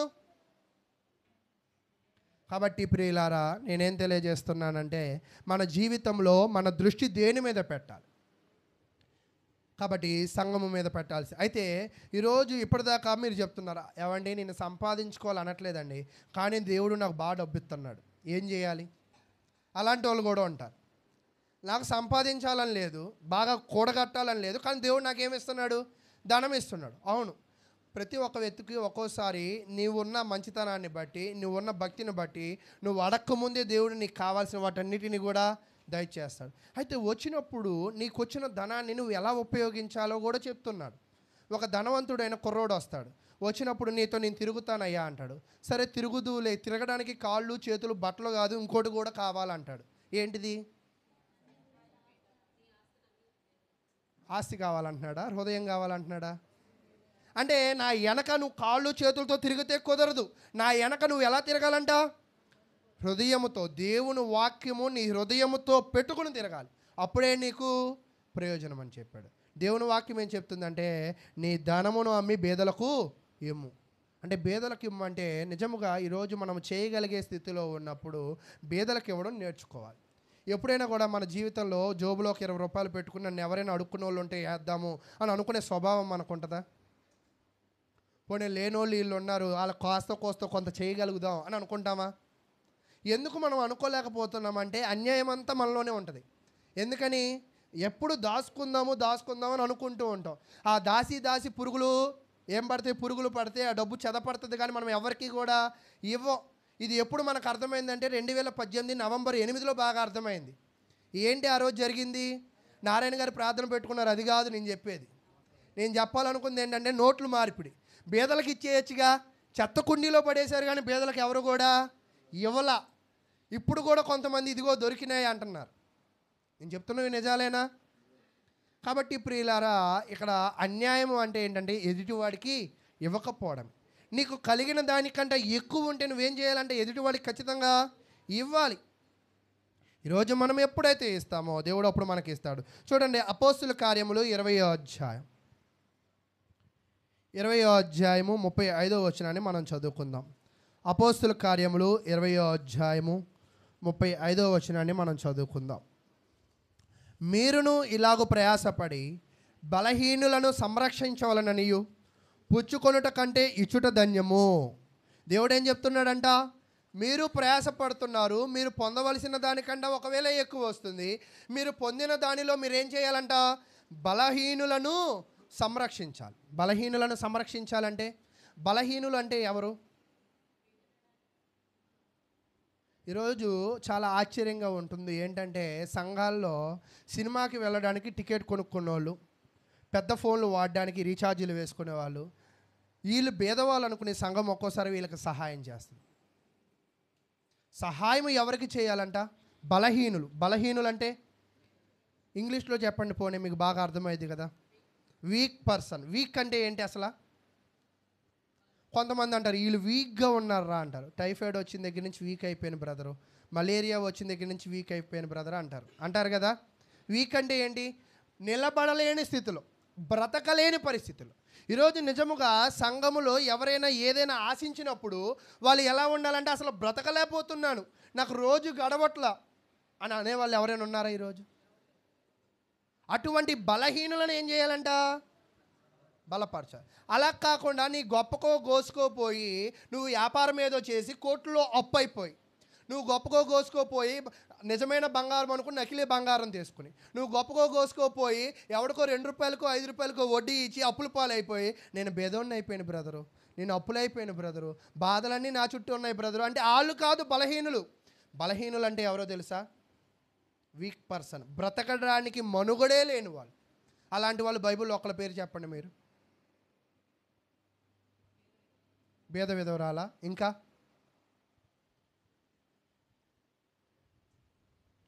సరే, భేద విధవరాలు. నిజంగా భేద విధవరాలు దేవునికి సమస్తమే ఇచ్చింది అంటే తర్వాత బ్రతకడానికి ఏమీ కూడా లేదు.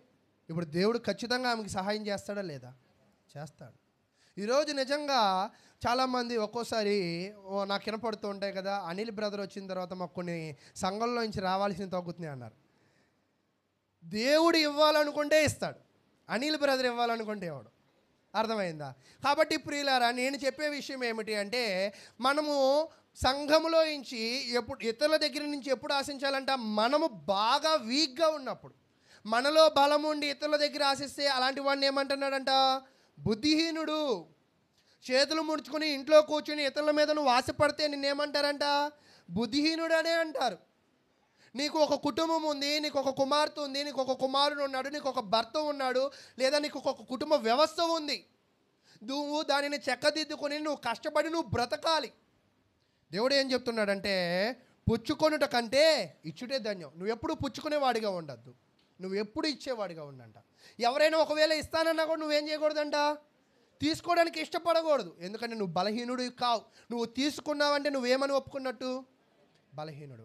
అయితే నువ్వు బలహీనుడు కాకుండా బలహీనుడుగా అని చెప్పుకుని తీసుకుంటే ఏమైద్ది? నువ్వు అన్యాయస్తుడివి కావా?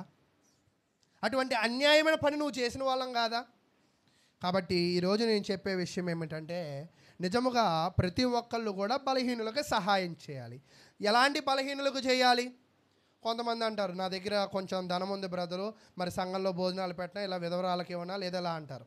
నేను ఒకటే చెప్తా, ఈరోజు మన సంఘంలో ఎవరు కూడా తీసుకునే పరిస్థితిలో లేరు. మీరు ఇచ్చే చీర రగ్గులు మాకేమి కూడా మాకు ఉన్నాయి. ఇంకా ఎవరైనా అర్హులైతే వాళ్ళకి ఇవ్వండి అని చెప్తా. నిజమే అంటారా? నిజమన్న వాళ్ళందరూ చేతులు ఎత్తండి. ఈ సంవత్సరం ఇంకా చీరలు కొనే పని లేదు. నిజమే అంటారా? సరే, అంటే నేనేం చెప్పాలనుకుంటున్నానంటే, నిజంగా మనకండా లేని స్థితి ఉన్నవారు ఉన్నారు. మనం ఎప్పుడు కూడా దేవుడు గొప్ప స్థితిలో ఉంచాడు. మరింతగా గొప్ప వాళ్ళం అవ్వాలంటే మనం ఎప్పుడు ఇవ్వాలి. ఇస్తే మనం ఏమవుతాం? గొప్ప వాళ్ళం అవుతాం. కాబట్టి ప్రియులారా, ఇంకొక విషయాన్ని చెప్తూ ఉన్నాడు. ఎఫెసీ రాసిన పత్రిక 4వ అధ్యాయము 28వ వచనం. ఎఫెసీ రాసిన పత్రిక 4వ అధ్యాయము 28వ వచనం.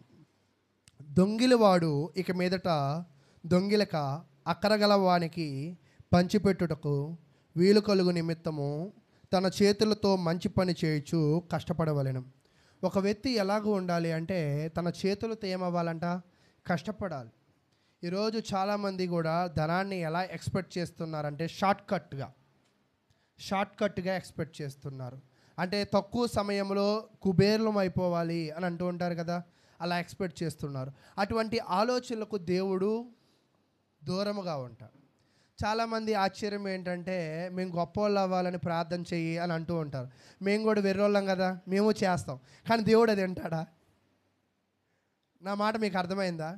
దేవుడు ఏం చెప్తున్నాడు? అధిక ధనము ఎందుకు దేవుడు వద్దంటున్నాడంటే, అధిక ధనం వల్ల కుటుంబం దూరం అయ్యిద్ది, అధిక ధనం వల్ల స్నేహితులు దూరం అవుతారు, అధిక ధనం వల్ల భయం పట్టుకుంటుంది, అధిక ధనం వల్ల నువ్వు చాలా ఇబ్బందులు పాలవుతావు. కాబట్టి అధిక ధనం అనేది ఎప్పుడు మనకు నష్టం చేసిద్ది. ఒకవేళ మనకు మించిన ధనం మనకు ఉంటే మనం నిజముగా దేవుని కొరకు ఖర్చు పెట్టేవారిగాను, బలహీనులకు ఖర్చు పెట్టేవారిగా ఉండాలి. ప్రతి ఒక్క వ్యక్తి ఏం చేయాలంటే తన చేతులతో ఏం చేయాలంట? కష్టపడాలి, కష్టపడి కోరుకోవాలి. అంతేకాని మనము ఊరికిగా వచ్చింది, కొంతమంది అంటారు తేరగా వస్తే ఏదైనా చేస్తారని. కాబట్టి తేరగా వచ్చిన దానికి, ఊరికి వచ్చేదానికి మనం ఎప్పుడు పరుగెడకూడదు. అలా పరుగిడ్డాము అంటే మనం ఎప్పుడు కూడా కిందే ఉండిపోతాం, పైకి రాలేం. కాబట్టి ప్రియులారా, ఈరోజు నేను తెలియజేస్తున్న విషయం ఏమిటి అంటే, అన్యాయమైన పరిస్థితి అంటే ఏమిటి అంటే ఊరికినే వచ్చిన దాని మీద కూడా మనము ఆశపడము అని తెలియజేస్తూ ఉంది. కాబట్టి ఇంకొంచెం ముందుకు వెళ్దాం. ఎక్కడ దాకా చదివామంటే 8వ వచనం దాకా చదివాము. 9వ వచనానికి వెళ్దాం. 8వ వచనం ఏం చెప్తుందంటే, సంపాదించేవాడు ఎవడు లేకపోయినా సంపాదిస్తున్నాడు, అది ఎవరికైద్ది, ఎవరి సొంతమైద్ది అని చెప్తున్నాడు. తర్వాత 9వ వచనం, ఇద్దరి కష్టము చేత ఉభయములకు మంచి ఫలము కలుగునుగాక, ఒంటుగాడై ఉండుట కంటే ఇద్దరు కూడి ఉండుట మేలు. ఇక్కడ దేవుడైన యెహోవా ఏం చెప్తున్నాడంటే, ఎప్పుడు కూడా మనం సహవాసంగా ఉండాలంట, అంటే కలిసి ఉండాలంట. ఎందుకు కలిసి ఉండాలి? ఒకళ్ళు ఈరోజు ఒకవేళ నేను యేసుపాదం గారు ఒక మంచి స్నేహితులు అనుకుందాం. ఇప్పుడు యేసుపాదం గారు అనిలు ఒక వారమో ఆదివారం ఆరాధనకి ఏం రాలేదంట, ఆరాధనకి రాకపోతే మా ఇద్దరి మధ్య ఉన్న స్నేహాన్ని బట్టి ఆయన ఏమడుగుతాడు? ఎందుకు రాలేదు బ్రదరు అని అడుగుతారు. అంతేనా? ఆ ప్రశ్న నేను అడిగేది. ఆ ప్రశ్నే అడుగుతారు అని అనుకున్న వాళ్ళందరూ చేతులు ఎత్తండి. ఒక్కోసారి నిద్రపోతున్నారో లేదో టెస్ట్ చేస్తా, అందుకే చేతులు ఎత్తండి మీరు. అది అయితే ఇప్పుడు నేను ఇంకో ప్రశ్న అడుగుతా. ఎప్పుడైనా అలాగ మిమ్మల్ని ఇక్కడ ఎవరైనా అడిగారా? నారాయణ గారిని గురించి చెప్పొద్దు, మరలా ఇంకెవరైనా అడిగారా? మిమ్మల్ని ఎవరైనా ఈ వారం ఎందుకు రాలే బ్రదరు అని ఎప్పుడైనా అడిగారా? ఎంతమంది అడుగుంటారు? ఒక 10 మంది అడుగుంటారా? ఇక్కడ ఒక 50 మంది ఉన్నాం, ఒక 10 మంది అడుగుంటారా? ఒక 10 మంది. మిమ్మల్ని ఎవరైనా అడిగారా అన్న, మీరు ఎవరిని అడిగారా అని కాదు నేను అడిగేది, మిమ్మల్ని ఎవరైనా అడిగారా? పోనీ మీరు ఎవరినైనా అడిగారా? నిజంగా ఈరోజు పరిస్థితులు ఎలా ఉందంటే, నాకు తెలిసి సహోదరుడు కాలేబు ఒకళ్ళని అడిగాడు, వెంటనే వాళ్ళు ఏడిచి కాలేబు మీద ఫైర్ అయ్యారు. నేను చెప్పే కాలేబుని పిలిచి, ఎప్పుడు అలా అడగబాకా అన్నా. అంటే నిజంగా ఒక్కోసారి ఎలా ఉంటుందంటే, నన్నే అడిగి అంత పెద్దోడు అయ్యావా, నేను సంఘంలో అడుగు పెట్టినప్పుడు నువ్వు డాయర్ వేసుకున్నాడు అంటారు. నిజంగా ఇవే అంటారు, నువ్వు ఎంత చిన్నోడువో తెలుసా అంటారు. ఒక్కోసారి కావాల్సి వస్తే నా చీముడు ముక్కుతో ఒక టేబుల్ మీద కూర్చున్న ఫోటో, ఇదిగో నేను విశ్వాసంగా ఉన్నప్పుడు నీ ముఖం ఇలా ఉండేది, అలా కూడా చూపుతారు. అది ఈరోజు ఎలాగుందంటే, ఏదైనా అడిగితే భయం వేస్తుంది. ఎందుకు అంటే అడిగింది చెప్పరు, ఆన్సరు ఏవేవో ఆన్సర్లు చెప్తూ ఉంటారు. కానీ దేవుడు ఏం చెప్తున్నారంట, ఇద్దరు కలిసి ఉండాలంట ఎప్పుడు. అందుకే సంఘములో కూడా ఎప్పుడు క్రమ పద్ధతిగా సంఘానికి వెళ్ళాలి. ఎందుకు వెళ్ళాలి అంటే సహవాసము కోసం. ఒక సహవాసం ఏం చేసిద్ది అంటే నీకు మేలు కోరిద్ది, నీ కొరకు ప్రార్థించిద్ది, నీ యొక్క సహాయత, నీ అవసరాలలో సహాయకుడిగా ఉంటావు. కాబట్టి దేవుడు ఏం చెప్తున్నాడంటే, ఇద్దరు ఉభయములు, ఇద్దరు కలిసి ఉండుట మేలు. కాబట్టి ఈరోజు నేనేం చెప్తున్నానంటే, మీరు కూడా సంఘముతో ఎలా ఉండాలంటే కలిసి ఉండాలి. నిజముగా మీ కొరకు ప్రార్థన చేసేవారిగా ఉండాలి. నేను ఒక ప్రశ్న అడిగి ముందుకు వెళ్ళిపోతా. నిజంగా నా కొరకు రోజు ప్రార్థన చేసేవాళ్ళు ఎంతమంది ఉన్నారు? చేతులు ఎత్తండి. రోజు నా కొరకు ప్రార్థన చేసేవాళ్ళు మీరందరూ నా కోసం ప్రార్థన చేస్తున్నారా? సరే, మా అమ్మాయి పేరేంటో చెప్పండి. తెలిసిన వాళ్ళు చెప్పదు, తెలియని వాళ్ళు ప్రయత్నం చేయండి. అక్షయ్య. కొంతమంది చెప్తున్నారు. అంటే ఒక్కోసారి అంటాం కానీ మనం చేయం. నిజమేంటంటే ఎప్పుడు చేస్తాం? మనం క్లోజ్గా ఉన్నప్పుడు. అలాగే ఇక్కడ కూడా దేవుడు ఏం చెప్తున్నాడంటే, ఇద్దరిని కలిసి ఎందుకు ఉండమంటున్నాడో తెలుసా? నీ అవసరము కొరకు అతను ప్రార్థన చేస్తాడు, నీ అవసరాలలో ఆయన పైకి లేపుతాడు. నువ్వు తప్పుదారి పట్టినప్పుడు ఆయన నిన్నేం చేస్తాడంట? మందలించేవాడిగా, హెచ్చరించేవాడిగా ఉంటాడని దేవుడు వాక్యం అయితే తెలియజేస్తుంది. కాబట్టి ప్రియులారా, నేను మీకు తెలియజేసే విషయాలు ఏమిటంటే, ఒంటరిగా ఉండే జీవితాల కన్నా కలిసి ఉండే జీవితాలు, మంచి సహవాసాలు కలిగి ఉండే జీవితాలు మంచిది. ఎందుకు అంటే కింద చెప్తూ ఉంటాడు, ఒంటరిగా పడుకోవడం కంటే కలిసి పడుకోవడం మంచిది.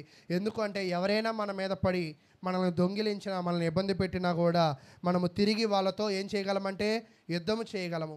ఒక తాడును తెంపడం ఈజీ, అదే 3 పేటల తాడును తెంపడం ఎందుకు? ఐక్యత. నిజముగా ఐక్యత అనే పదము మనం నోటితో ఉచ్చరిస్తున్నాం కానీ సంఘానికి వచ్చేపాటికి జనాల మధ్యలోనే ఐక్యత అనేది లేదు. కాబట్టి ప్రియులారా, అన్యాయమైన పరిస్థితి ఏమిటంటే ధనము దాచుకోవడం అన్యాయమైన పరిస్థితే, ఎక్కువ సంపాదించడం అన్యాయం పరిస్థితే, అసలు సంపాదించకపోవడం అన్యాయమైన పరిస్థితే, ఒంటరిగా జీవించడం అన్యాయమైన పరిస్థితే, కుటుంబాన్ని విడిచిపెట్టడం కూడా అన్యాయమైన పరిస్థితే అని చెప్తున్నాడు.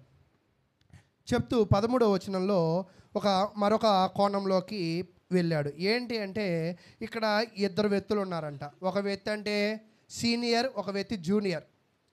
సీనియర్ అనే ఒక పెద్ద అతను ఇతరులతో నేనే అనుభవజ్ఞుని, నాకంటే గొప్పవాడు ఎవరు లేడు అని ఎవరు సలహాలు తీసుకోడంట. చిన్నవాడు ఏం చేస్తాడంటే అందరితో సలహాలు తీసుకుంటాడంట. ఇప్పుడు వీళ్ళిద్దరిలో ఎవరు శ్రేష్ఠులు అంటే చిన్నవాడే శ్రేష్ఠుడు. ఎందుకు? నిజంగా మన జీవితంలో ఎప్పుడైనా సంఘంలో సలహాలు తీసుకున్నారా మీరు? చిన్నవాడే మంచోడు శ్రేష్ఠుడు అన్నాడు, ఎందుకంటే సలహాలు అన్నారు. ఎప్పుడైనా ఒక పని చేసేటప్పుడు ఇది కరెక్టా కాదా అని సలహా ఎప్పుడైనా తీసుకున్నారా? నిజంగా అడిగేటప్పుడైతే ఐకమత్యం మంచిది అంటారు, అడిగేటప్పుడైతే బయట సంపాదించడం కన్నా ప్రార్థనలో కూర్చోవడమే మంచిది అంటారు, కానీ చేసేటప్పుడు మాత్రం విలువైనవి ఏవైనా ఉన్నాయంటే చెప్పడానికే కాసేపు నోరు వెళ్ళబెడుతున్నావు, కానీ ఏదైనా ఒక విలువైనది సంఘానికి నేను ఇద్దామని అనుకుంటావా? మళ్ళా ఆ దాసిన డబ్బు అంతా కూడా ఏమైద్ది? ఒక్కోసారి దాసిన డబ్బు అంతా ఏమైంది అంటే కొంతమంది మరి విచిత్రంగా ఉంటుంది. మా అబ్బాయి కొట్లు లాక్కెళ్ళిపోయాడయ్యా, మా ఆయన లాక్కెళ్ళిపోయాడయ్యా, మా మనవడు తీసుకెళ్ళిపోయాడయ్యా, ఇవి చెప్తూ ఉంటారు. ఎందుకు కొట్టాడో ఏంటో అవన్నీ మీకు తెలుసు, నేను అవన్నీ కూడా వివరించాల్సిన పని లేదు. ఒక్కోసారి ధనం ఉంది కాబట్టి కొట్టు తీసుకున్నాడు, ధనమే లేకపోతే కొట్టేవాడు అసలు. అంటే ఇక్కడ ఏం చెప్తున్నాడంటే ప్రసంగి గ్రంథంలో అంటే ప్రాక్టికల్ లైఫ్ని చెప్తున్నాడు. ఎవరు? సొలొమోను రాజు ప్రాక్టికల్ లైఫ్. కాబట్టి ఇక్కడ ఏం చెప్తున్నాడంటే నేనే గొప్ప అనుకునేవాడి ప్రవర్తన కంటే అందరి ఆలోచనలు తీసుకుని ప్రవర్తించేవాడి ప్రవర్తన ఏంటంట శ్రేష్టము, మంచిది అని చెప్తున్నాడు. మరలా కింద ఏం చెప్తున్నాడంటే 14వ వచనము, ఇంకా నేను ముగించేస్తాను, ఈ వచనాన్ని చదివేసి నేను ముగిస్తాను. అటివాడు తన దేశమందు భేదవాడుగా పుట్టినను పట్టాభిషేకము నందుటకు చెరసాల నుండి బయలు వెళ్ళును. భేదవాడు తక్కువ స్థితిలో ఉన్న దేవుడు అతన్ని ఏం చేస్తాడంట? పైకి లేపుతాడు. అలాంటి వాళ్ళు ఎవరు ఉన్నారు బైబిల్లో? యోసేపు. ఎవరండి? యోసేపు. తర్వాత ఇంకొకరు కూడా ఉన్నారు. ఎవరో తెలుసా? యెరోబాము ఒక సాధారణమైన ఒక ఎంప్లాయ్. ఆ ఎంప్లాయ్ సొలొమోనుకు భయపడి పారిపోతాడు ఐగుప్తు దేశానికి. సొలొమోను చచ్చిపోయాడంటే ఊర్లోకి వస్తాడు. దేవుడు అతన్ని ఏం చేస్తాడంటే రాజుగా చేస్తాడు. ఎందుకు రాజుగా చేశాడు అంటే అతని యొక్క విశ్వాసమును బట్టి, అతని యొక్క భక్తిని బట్టి. మీకు అర్థమవుతుందా? సంపాదించడం ద్వారా ఎప్పుడు గొప్పలమో అవ్వలేము, గొప్ప రాజ్యాలు కట్టలేము. ఎవరి దయ ఉండాల్సిందే? దేవుని దయ. ఎవరి సహకారం ఉండాల్సిందే? జనుల యొక్క సహకారం. అందుకే చెప్తూ ఉంటాడు, బాలుడైన యేసు దేవుని దయందును మనుషుల దయందును జ్ఞానమందును వయసు అందును అనుదినము. చాలామంది ఏమనుకుంటారంటే డబ్బు ఉంటే చాలులే, జ్ఞానం ఉంటే చాలులే, సహవాసం ఉంటే చాలులే అనుకుంటారు. అలా కాదు. ఒక మొక్కకి నీరు, ఎండ, భూమి ఎలా అవసరమో ఒక మనిషికి ఎవరంటే సహవాసం అవసరం. ఒంటరిగా ఉండకూడదు. ఒక వ్యక్తికి ప్రేమ అవసరము, కుటుంబం ప్రేమ కావాలి. ఒక వ్యక్తికి సంఘము కావాలి, సంఘముల యొక్క ఆదరణ కావాలి.